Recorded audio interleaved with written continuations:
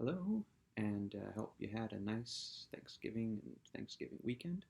I'm going to start with the books, and then I'm going to get to show you some of the things that and some of them will be books, but some of the things that make up my Christmas season, uh, or holiday season more generally, because I have a menorah and some dreidels to show you, and some stories behind them.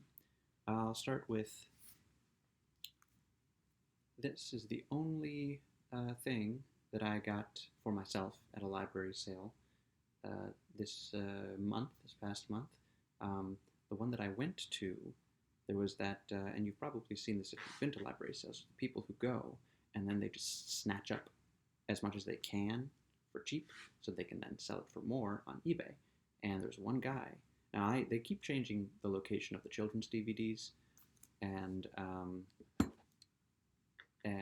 so I wasn't sure exactly where it was. It wasn't where it had been, and then it wasn't where they had it the last time.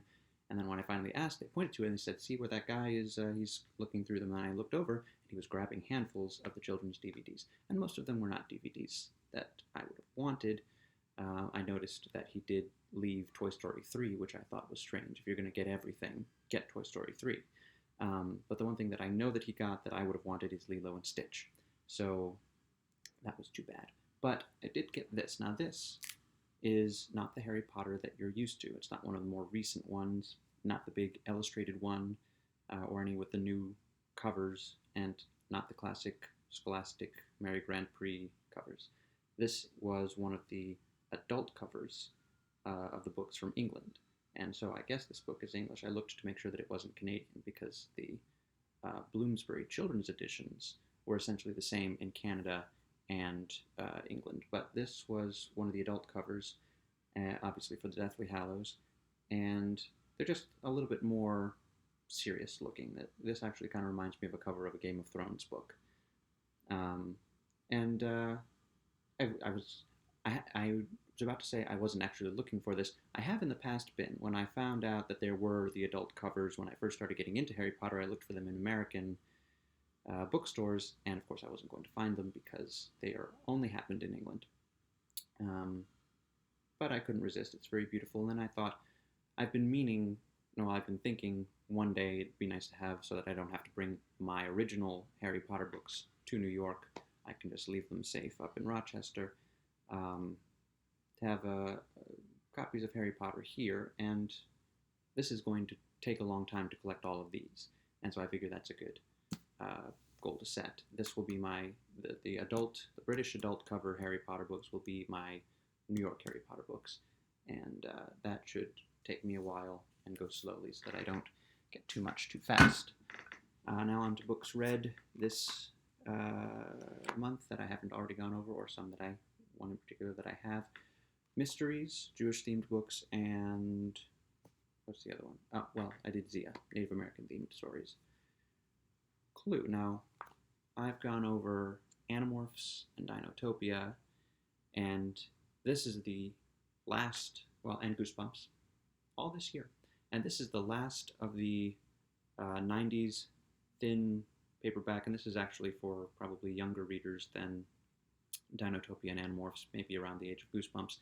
It's, as you can see, Clue. I believe this was the first one that I ever got. This I got from a library sale, this copy of it. But this book, back when I had all the Clue books, I had a bunch of them. This was the one, because it has The Haunted Gargoyle is the title, and so that obviously attracted me. It's essentially a book of word problems, math problems, deductive reasoning problems, featuring the characters from Clue and the weapons from Clue. And after every chapter, here's the solution upside down, and here's the detective's notes pad that, if you're familiar with the Clue game, there's a pad of these that comes with the Clue game, and you mark off as you find, as you visit the rooms, as you find the weapons, as you see the people that couldn't have done it, killed Mr. Body. Then you can narrow it down to who did it with what in what room. And so this was in the book as well. And it didn't make me want to read any more of them, like with Goosebumps, Animorphs, and Dinotopia. But it made me want to play the game again, so I'm going to do that when I'm in Rochester. A little bit more on this. And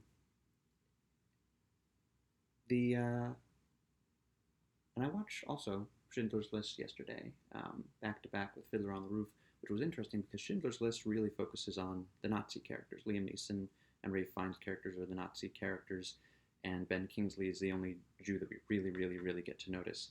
But having watched Fiddler on the Roof and knowing same area or similar area, but same thing happening essentially, just later in history in Schindler's List and with more technology, I suppose. It gave some backstory to not the Jews specifically in Schindler's List, but just and both movies are 3 hours long, so having been with the characters for 3 hours who are then become the victims in Schindler's List, it was just an interesting sensation. It's an interesting pairing of movies. And this was another kind of primer for Schindler's List, because this is, again, the recounted personal stories of a lot of rabbis, but just Hasidic Jews who were victims of the Holocaust who survived to tell the stories. I was just going to read the book and put it on the outgoing pile, but I'm going to keep it because it moved me in a way that I didn't expect, and I didn't think that I'd be revisiting them, but now I think I will. But I talked about this before, and that's really all, because there are no, and unless I suppose if I read it more, it's more of a scholarly thing or a mysticism thing. But if I read it more, I'll get to know the people who told the stories more. But there were so many different stories about so many different people that I didn't really, it was more of an overall sense of the Jewish community that I got to know rather than individuals. So that will stick around. This is, the Rabbi David Small detective stories. The books that I have the complete collection, which my dad and his brothers collected from used book sales and used bookstores for their dad, who loved the stories. And then when their dad, my grandfather, died, I wanted to read them, and so I took them all. And this is not the last one, and the next one is not Friday, because the first one was Friday, but this is the last one in the week, named after a day of the week. From here they go to Someday, One Fine Day, One Day, Conversations with the Rabbi, and but they're fun detective stories. They're not too dangerous.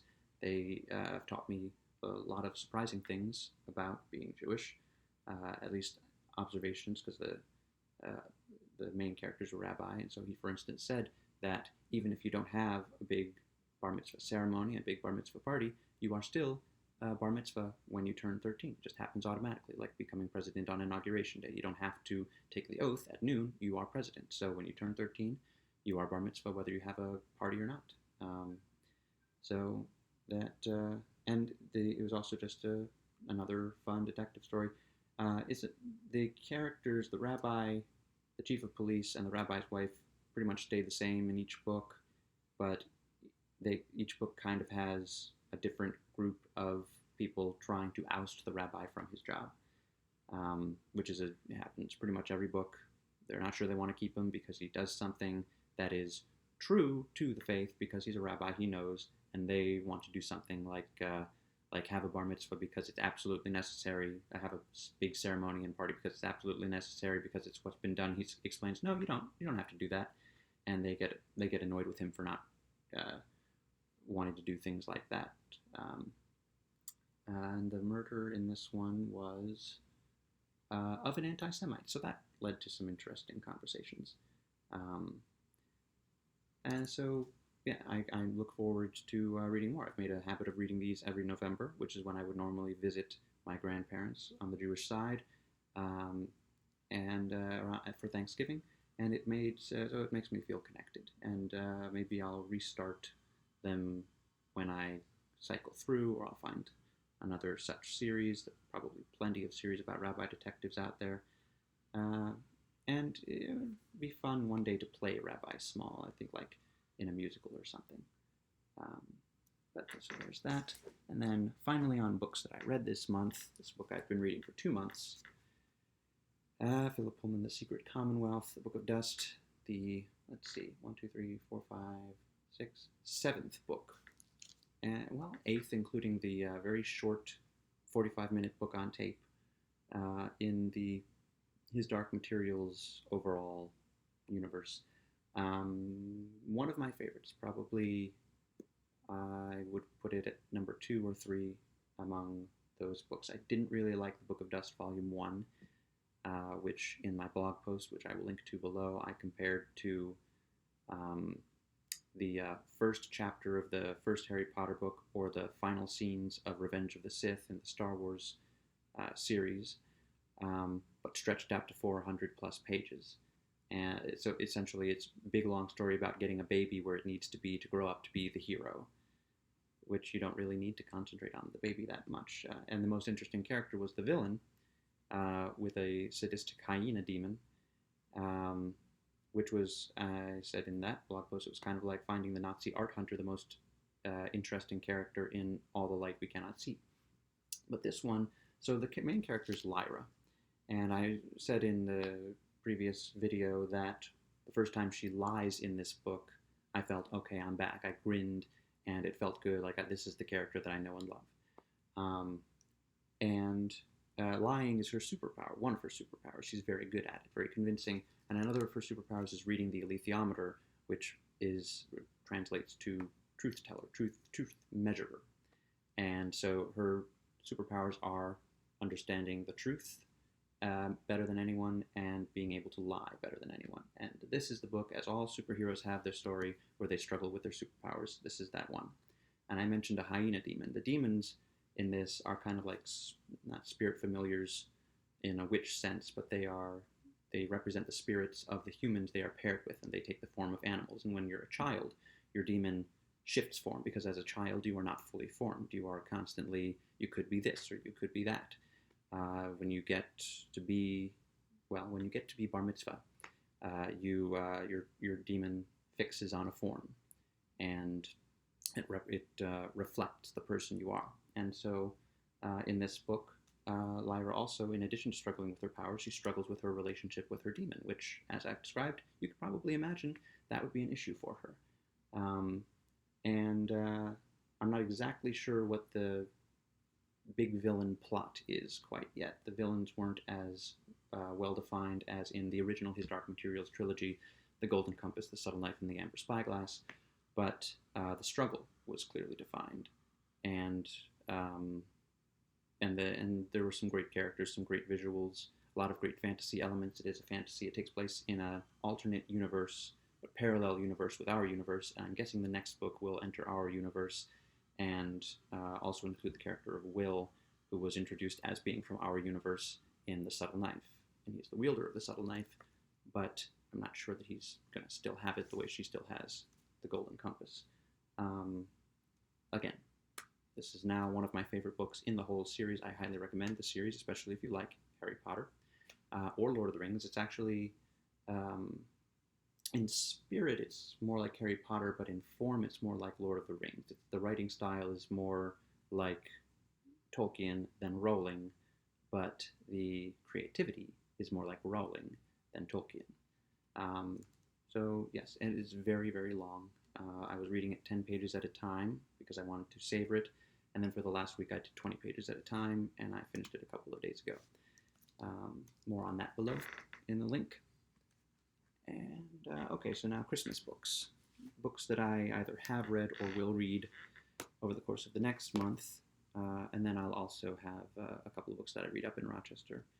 I've never read this. I just keep it around. A lot of my Christmas books, they double as Christmas decorations. And so I have it, out on the table on a pile of the books that you're about to see, which I've either read or I'm going to read. Charlie Brown Christmas. Not much to say about that. It's tiny. Politically Correct Holiday Stories, which I've read twice. once when I got it in 2011 and I enjoyed, and then once last year I didn't like it as much, but I keep it around because it'll be fun. Well, not the first necessarily, but this one, in part because the opening chapters of Little Women, which I read as part of the book that I'm about to show you last December, I really liked. And then I happened to find this, and it's not just those chapters in a smaller book form. It's stories that Louisa May Alcott wrote specifically for a family of girls who, imitating the March sisters in Little Women, had their own little newsletter and wrote to her. And so she wrote back, and they had a back and forth.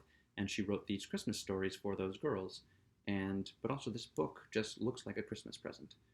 It's hard with the light to get a real sense of that, but it's got the gold and the red. Gold and red are Christmas colors as much as green and red are Christmas colors. And it's got that nice picture by the hearth on the cover. I started this when I was seeing a play because the book that I'm going to read is too big to hold in my pocket.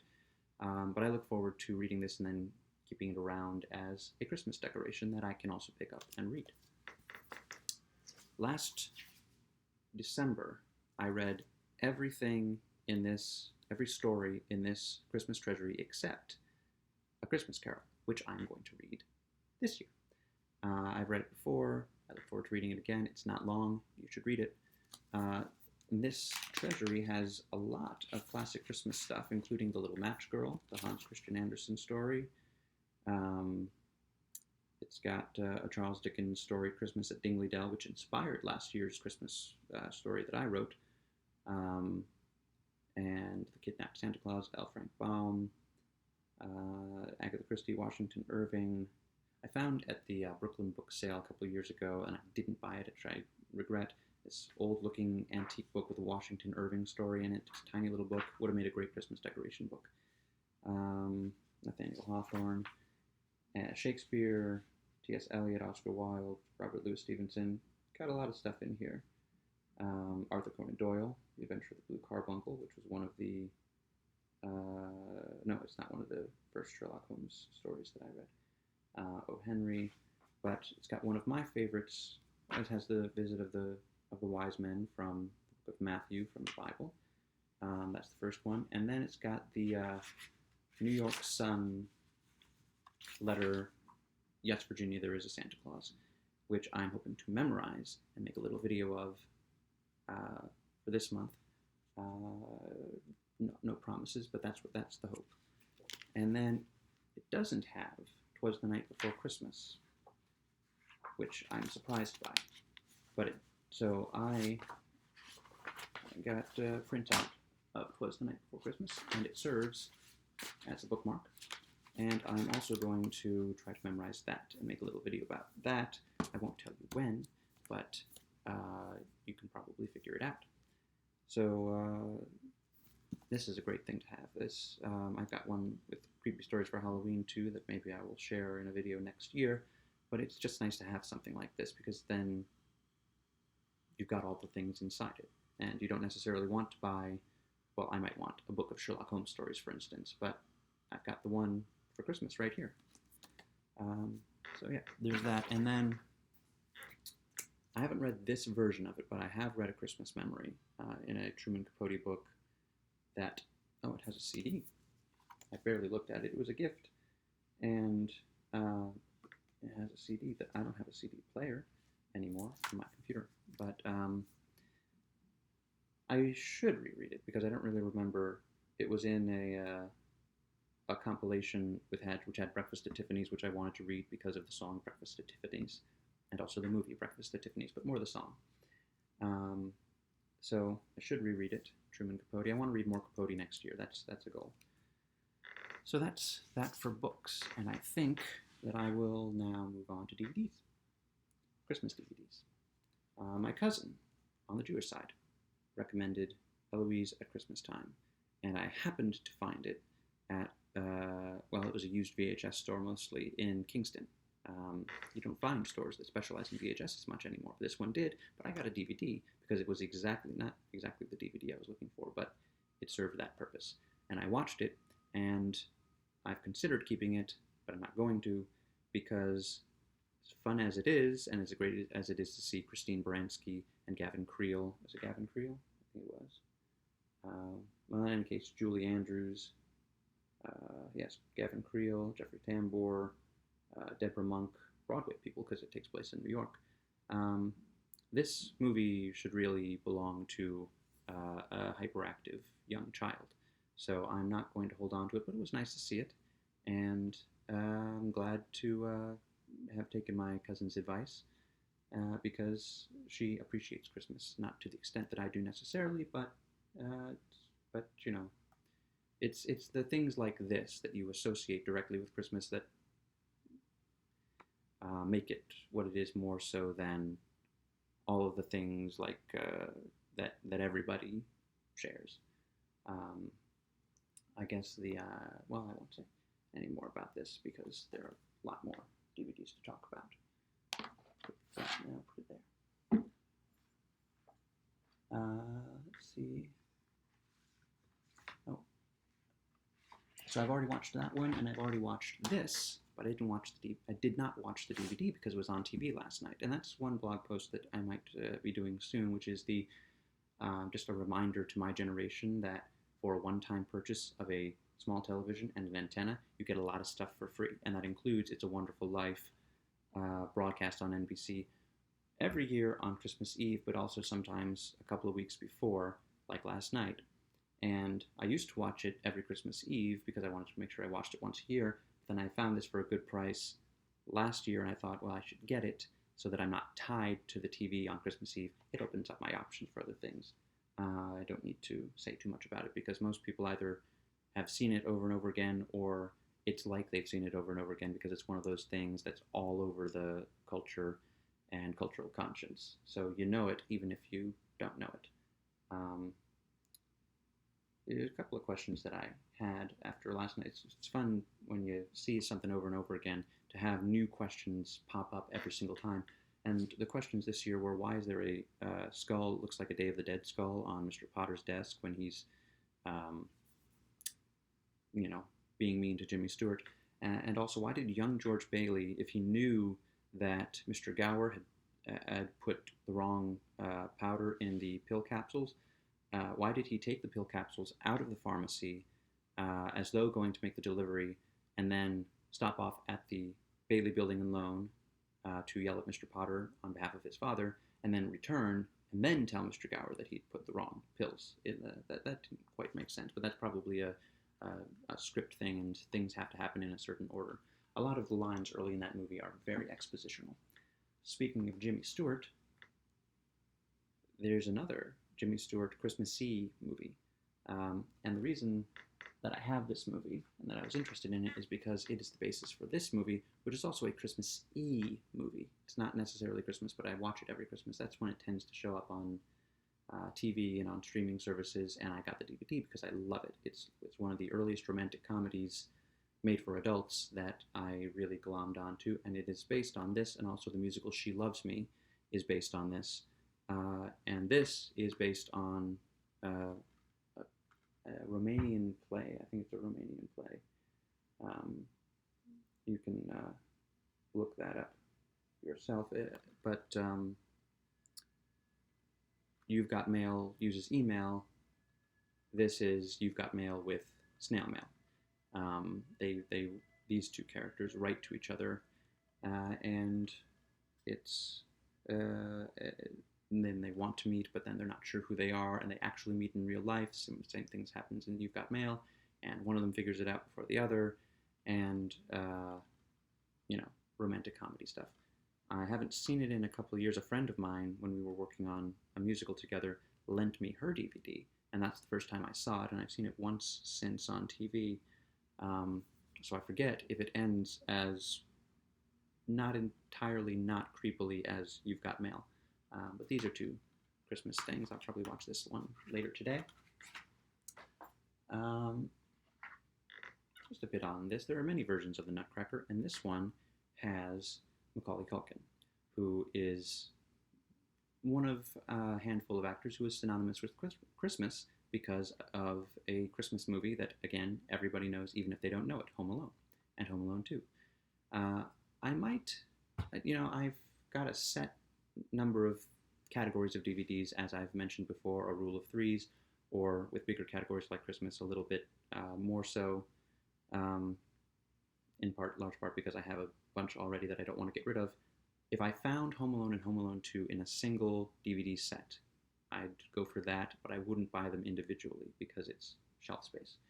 Um, but this was nice. The Nutcracker. I've never seen the full thing live on stage. Last year, my roommate and I watched a couple of versions because there's a version that I think was designed by Maurice Sendak, and she had an old VHS of it. So we watched that. We watched this one. There's an old Disney on Ice Mickey Mouse Nutcracker that is on a VHS taped from TV from my childhood that I have not found, except I think I found it, but the tape is broken, so I've got to find a place to repair it. And I might have to go to Kingston to do that, which means getting it from Rochester and then going to Kingston. But anyway, see some version of the Nutcracker. And best of, or break a leg to my friend up in Rochester who's doing it with, I think it's Flower City Ballet or New York State Ballet, something like that.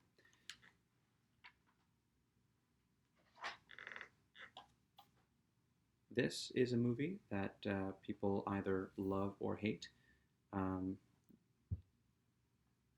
Love Actually. Again, you've at least heard of it. I love it. I'm one of those who love it. I love it in part because it has so many British actors from before or after their major franchise things that I love those franchises. Right here on the cover, we've got Qui-Gon Jinn here. I think the kid might be in Game of Thrones. Here's Professor Snape here. This guy from The Walking Dead, Pirates of the Caribbean, and hopefully the Pirates of the Caribbean rebootquel, The Pirate King, because it's Keira Knightley, The Pirate King. Hugh Grant. What's it called? The diary one. Somebody's diary. Bridget Jones's diary. Hugh Grant. Also was potentially in the running for Harry Potter. So I like the movie a lot. I know it has its problems, but I like it a lot. But if you're gonna watch it, also make sure you watch the deleted scenes, because the very best part of the movie, which I guess the director decided wouldn't fit into the movie, is one of the deleted scenes. It's a 10-minute little mini movie of its own, featuring the teacher character, who is also, her part is reduced, and that's the whole reason why. And her relationship with her cancer-stricken partner, significant other, who is played by, she played the head of Beauxbatons in the Harry Potter movies. I can't find it right now, but Olympe is what Hagrid called her. That's her first name. Madame Maxime. She played Madame Maxime in Harry Potter and the Goblet of Fire. And she plays Emma Thompson, Professor Trelawney's son's teacher, girlfriend, who has cancer. And it's just a beautiful little, oftentimes deleted scenes are the best. Or not necessarily better than what makes it in the movie, but they show all the things that are great that go into a movie that can't necessarily make it into the final cut.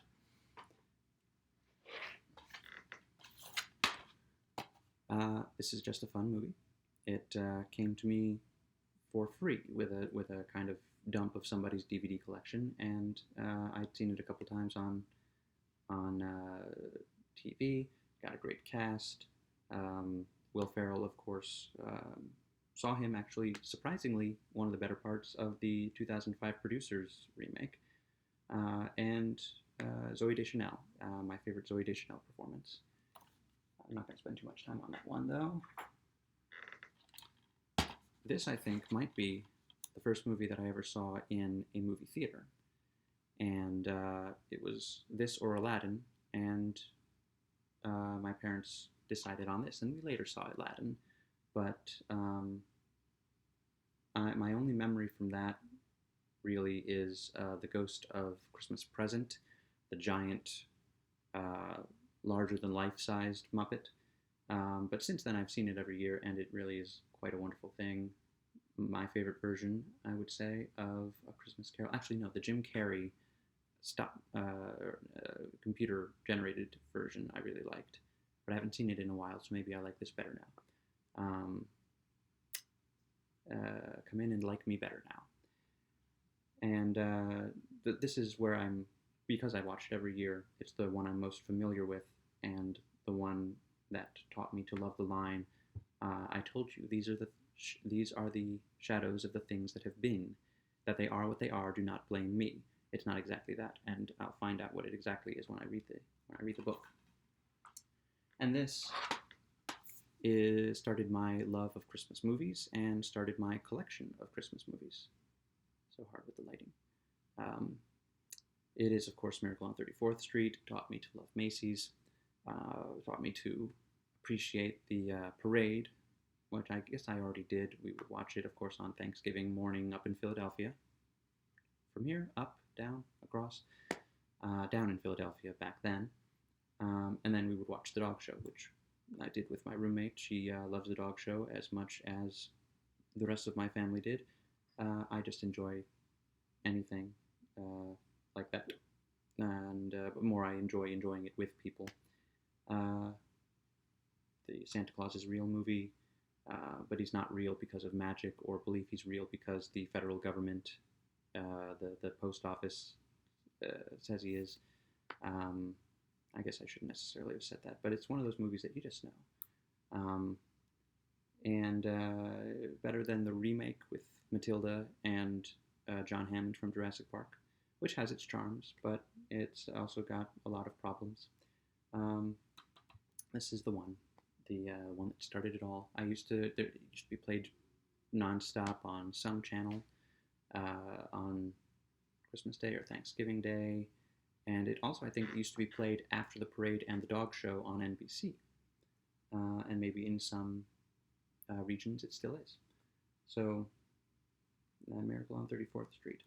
There is only one Christmas movie, because I don't count Nightmare Before Christmas as a Christmas movie. There's only one Christmas movie on my must-get list. Home Alone is a maybe, but the Tim Allen version of the Santa Claus, that's the one that I was going to get this year. I don't think I'm going to, because I got the Shop Around the Corner and Eloise at the Plaza, or Eloise at Christmas Time. And also I can't seem to find it at any Best Buys or Targets. But I really like it. I think that Tim Allen is my favorite movie, Santa Claus. And it's one of the, well, other than the Toy Story trilogy that I've got in there, which may or may not become a quadrilogy in my collection, depending on how much I like the Toy Story 4 and if I can find it for $1 at a library sale. It's one of the 3 Tim Allen movies, must have, my rule of threes. The Santa Claus, Jungle to Jungle for all its faults. I have a lot of affection for that movie. And Galaxy Quest, which brings me briefly to, if you look into the liked videos on my profile, you'll find a couple of trailers for Never Surrender, a Galaxy Quest documentary, which I went to a screening for this past Tuesday, and I really loved it. It's by the people behind Honest Trailers, and if you get a chance, I guess it's getting some kind of a release on December 17th, so if you get a chance, see that. A couple other things that are in, I'll actually go to it to describe specifically what's there. You may have seen during the parade a commercial, a 4-minute long commercial for some kind of communications thing, I don't know. That's not the part that I was interested in. It was essentially a 4-minute sequel to E.T., and I was very nervous because it had been mentioned on the Today Show earlier that day, and I was nervous that it was going to be awful because E.T. is very important to me, but it was wonderful.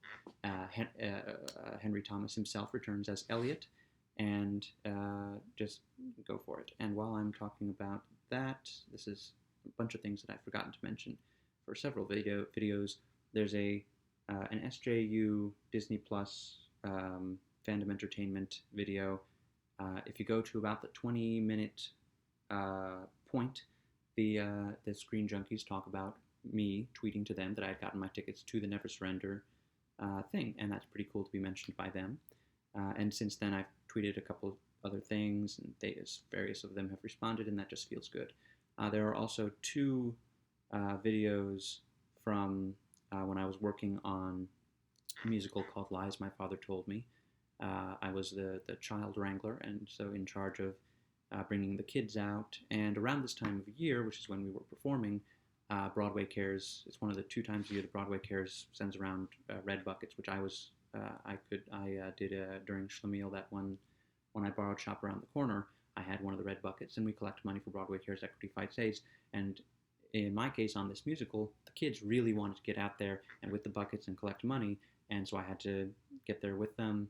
And at first I had them kind of positioned around, you want to cover as much ground as possible, but they kind of congregated together and started singing a version of one of the songs from the show, which is about money. It's called Bankrupt, and it's about we need money.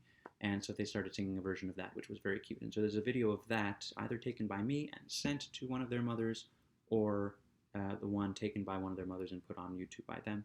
And then there's a video from a TV appearance that my main charge, who was the main character in the show, doing a song with the other main character in the show on TV. I was not present for that, but it's a treasured video because he was a great kid, probably still is. I haven't seen him in a while. And it was a lovely musical. And then finally, there are a couple of Fiddler on the Roof themed videos. I watched the movie yesterday, as I mentioned, and movies are great, but it made me curious to see some stage versions. And so I got a video clip from Broadway.com from when Harvey Fierstein played Tevye. It doesn't have as much of him singing as I would have liked it, but it's got some. And then a video of Feivush Finkel and Theodore Bikel singing To Life in Yiddish, partly in Yiddish, a little bit of English. And that's from a thing that I actually worked on, and I saw them do that live, and both of them were 90 or more at the time, and both of them are now gone. But it's a really great video. It's fun to see them. They toured in Fiddler on the Roof for a long time. Feivush Finkel, who I first got to know in the show Boston Public, which I also have a blog post about, which I will put below. He played Tevye, but he mostly played, I guess his nickname around the time was Bikel's Butcher, because he played Laser Wolf opposite Theo Bikel as Tevye. And I had the opportunity to see Theo Bikel as Tevye when the tour came to Rochester when I was a kid, and for some reason I wasn't that interested. But I got this kind of makes up for that. So those videos under my liked videos, and then there's the rest. There's the stuff Katha did, and more stuff further down. Okay, so now on to Christmas decorations, and I'll start with this because it's been in the corner of the screen. There's a little place for votive candles, and glows through. And we are a big candle. Yeah, it's still kind of glowing back there, but we are big candle people in this apartment, and so it's nice to have the candle candle-themed ornaments. Actually, those two back there, the two tall things on either side of the tree, they're both shaped like Santa. One of them is Santa with a Christmas tree, the other is Santa with a reindeer, and they're both candle holders, but they're kind of awkward candle holders, so I prefer other candle holders. Let's see, there's no water in it anymore, but this is my official Christmas season mug, and apart from when it needs to be washed, it's the only mug that I use between Thanksgiving and Christmas. It's got the nice Christmassy depiction on there, and also with a nice Christmassy depiction is the only set. Oh, where's the hook? I'll find it later. The only set of Christmas ornaments that I ever got, I forget the brand name, Even Bright or something like that. Classic style Christmas ornaments. And when we finally moved into an apartment big enough to have a full-size tree, I decided, I'd always said, well, I'll get a base set of orb ornaments, because that's what you need for Christmas. That's the most basic Christmas ornaments are the orbs, and I since have others, and I'll show some of them, but there are 9 from that set, and Two of them have the design that that one has, but for the most part, they, for the most part, well, there are also other designs. One says Silent Night, one says Christmas Time. They got different designs. Anyway, this is this year's new ornament made by my cousin, and that is, of course, Michigan. And the heart there is that's where Manistee, approximately where Manistee and Ludington, and a bunch of towns in Michigan that are important to our family are. And I've had this since, I think, summer or something. My brothers and I each got one, I guess. And so I brought it back, and I will hang it on the tree. And it is this year's main. I might get a Nutcracker if I can find one for a good price, and a Santa Claus. I'm looking at Michael's, which surprised me with good prices about a month ago when they first put their Christmas stuff up, and it probably even better prices now. But this is the new ornament of the year. I usually have one new ornament every year. Last year, it was this snail, which I got when I was working on a show, and I brought the crew with me down. I had to deposit a check. My bank has two branches, and one of them is down in the East Village, and so is a oddities and antiques store, which is a great place, I think, to get a Christmas ornament, because in my opinion, all Christmas ornaments, new or old, should look old. They should look like antiques, delicate antiques already, even if they're brand new. So there's the snail, and another thing that I got last year, my first official Christmas-themed snow globe with a couple of carolers in there, a music-themed bass. That's not a bass, it's a violin, but I mean the bass of the thing.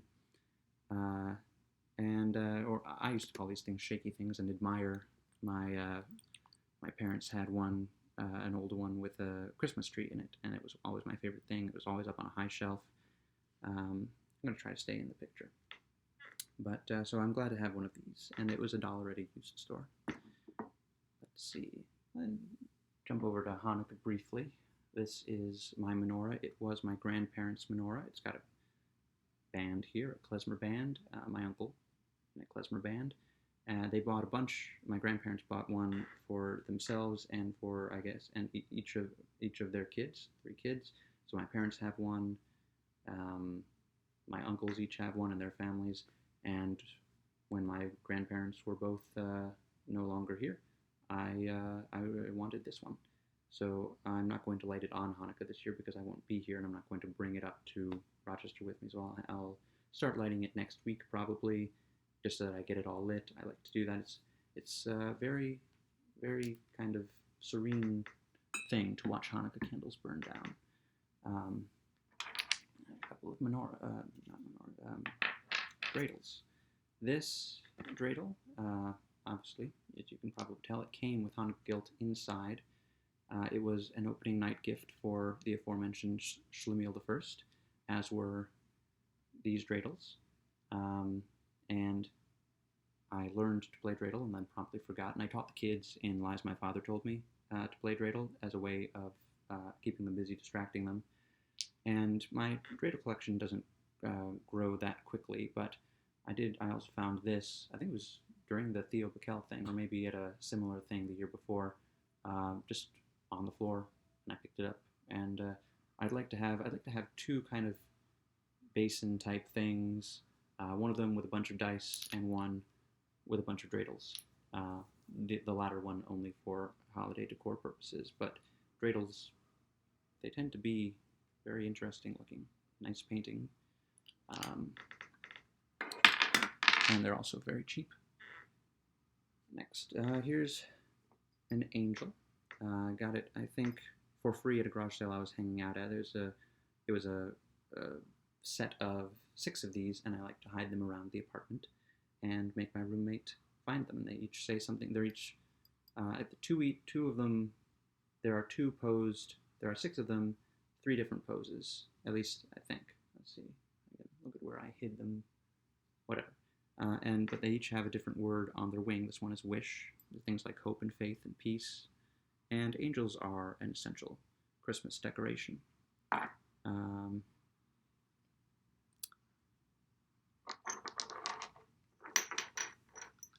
these three little figures, little drummer boy, Santa's sleigh and pack, and Santa himself, these, I'm going to see if I can get them to stand and be visible, at least a little bit. They are all that is left, to my knowledge, of the decorations that decorated the tiny little tree that my brothers and I had in our shared bedroom when we were growing up. There was a big tree downstairs, and then we had a tiny little plastic tree that went up every year, and I think the star might still be somewhere. There are a bunch of little, I guess, clay figures like these, and I think I found each of these in a different old storage box that I was rooting through, and I brought them here, and they decorate my tree still. So let's see, you get a good shot of those, and that's a lot of my decorations have stories like that. They were just found. This was a gift, again, something that my brothers and I each got one all at the same time. I don't know if they have Christmas trees, my brothers, at their places, but I did, the first Christmas that they lived in Brooklyn, I did get them Christmas decorations, so I hope that they used them. But it's a pickle, and it's a Christmas tradition. You hide the pickle somewhere on the tree, and then the person who finds the hidden pickle, which is green, so it blends into the tree, gets to open presents first. And so the pickle that I grew up with, my parents' pickle, has a hole in it. But it still is used, still is put on the tree.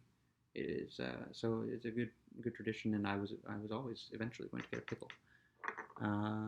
So now some more interesting, recognizable, I'll say, recognizable decorations. Oh, one more non-recognizable one. This one, I think I got this for $1 or $5 or somewhere in that from the Phantom of the Opera table at the Broadway flea market. It used to hang from the chandelier that comes down in the middle of the show. The show runs for 30 years. Some of the props need to be replaced, and so they sell them and so it hangs on the tree. And I should probably get it a better hook, but it's cool to have a piece of the Phantom of the Opera as part of my tree. Getting to the end. Okay, so those are decorations. The next three are decorations that are made. One of the first things, we had a small plastic tree when we were living in smaller apartments that we would use before we could get a big tree. And so I said, what would be fun is a bunch of little like orbs are the kind of decorations, the basic decorations of a Christmas tree. It would be fun to have little Pokeballs for the tree. I said this to my roommate, and so my Christmas present, or possibly birthday present that year, was a set of 6 small Pokeball ornaments. And I'm only showing one, but there are 6. And really, they would have been the size of that first ornament that I showed, the Pokeballs, when you think of Ash holding a Pokeball in his hand and throwing it. But if you also think of Ash with a Pokeball, then you know that when they're on his belt, they are smaller, like this. And then he pushes a little button, and they grow, and then he throws them, and the Pokemon comes out. So, homemade Pokeball ornaments made by my roommate. The next 2 are made by me. This is Bertie Sanders. I made a bunch of these in 2016, I think, and gave them to a bunch of people, but I had the idea. You get the hair up there, you got the glasses, because there was a bird that landed on his podium during a speech, and it was nicknamed Bertie Sanders, and he put out a sticker, and I have the sticker. So it's just you get a bird, and you have a Q-tip, and you take the fuzz off the Q-tip, and you got some kind of black twist tie type thing, and you turn it into glasses. You glue them to the bird, Bertie Sanders. People liked it. That was the same year that I had a bunch of these little golden orbs, and so I got some sets of wings, and I made a bunch of golden snitches. And pass them around to people. And I still have a bunch of golden orbs, but they're not the shiny kind, the reflective kind, which I think suits the snitch better. And the hook is a silver pipe cleaner type thing. So there's that, and two more ornaments left, and then maybe I could still get in under an hour. Can I? I got 10 minutes to do two ornaments. This is Phantom Bear. Phantom Bear is the face of one of my blogs. Phantom Bear was a birthday present, also from not from the Phantom of the Opera table, from the Michael Crawford International Fan Association table, which is why the little heart-shaped box that Phantom Bear came in was autographed by Michael. And apparently these were passed around on opening night of Phantom on Broadway, or possibly in the West End. I don't know exactly. I've seen a couple more of them. Those ones didn't have green eyes, so I think this one is actually special. And it's a pin, not a ornament, but my resourceful roommate was able to put an earring hook on it. And so it was actually for a while, it was the Angel of Music on top of our little tree, but it doesn't work as well on top of the big tree. It's not as noticeable. We actually have a Deathly Hallows sign, also made by my roommate for that. But Phantom Bear spends most of the year living in a small picture frame. But on Christmas, take him out, put him on the tree. And then last but not least, first ornament that I received after moving to New York. Woody wagon with a Christmas tree on top. At the time, my grandfather's PT Cruiser was living in my roommate's mother's garage on Long Island so that I could pretend that I had a car. But cars are not made to live alone. They need to be taken out and taken care of. And so eventually I sold it on Long Island. And but I have this to remember it by. I wrote a little memoir of my time with the car, which I'll link to that if I can find it.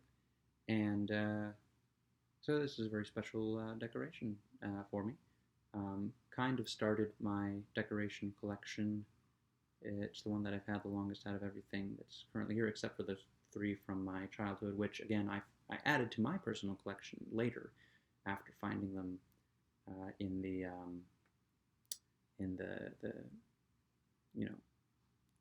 basement.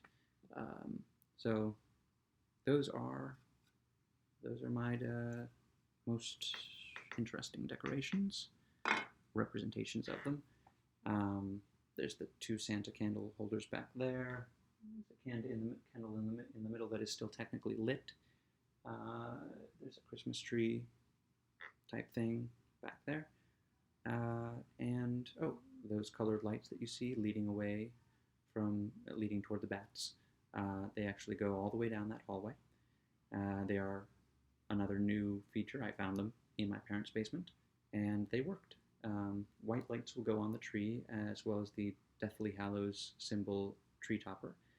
And I think I'm going to call that a day because, Animorphs. Gotta mention Animorphs. I have nothing particular to say about Animorphs right now, except as pertains to Clue. The Clue books kind of prepped me for the Animorphs books. Because I devoured the Clue books the way that I would later devour the Animorphs books. In fact, much like Little Women got me off of Animorphs books got me off of Clue books. So Animorphs, I have mentioned Animorphs. I like to mention Animorphs as often as I can. My next thing will probably be, I'll see a very late showing of The Rise of Skywalker on opening night, and then the plan is, because we're going to have a all Star Wars Day the weekend before, watch episodes 1 through 8, not anything except episodes 1 through 8, and then we'll watch episode 9, and then I will report back here in the middle of the night. It should be an interesting experiment. I'm also kind of thinking that maybe if I do a Star Wars thing in the middle of the night when the most anticipated Star Wars movie ever opens, then maybe it will be popular with people who don't know me. Not that I don't like being watched by people who know me, but it would be nice to get yelled at for having the wrong opinion about a Star Wars movie by people who don't know me. Anyway, ram the blade ship, and have a great holiday season, and I will hopefully have more videos coming up. Ram the blade ship.